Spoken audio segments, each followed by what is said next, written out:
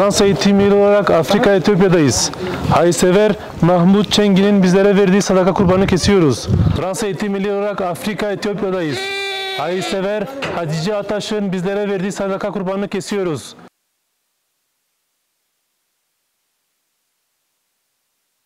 Fransa Eğitim Milli olarak Afrika Etiyopya'dayız.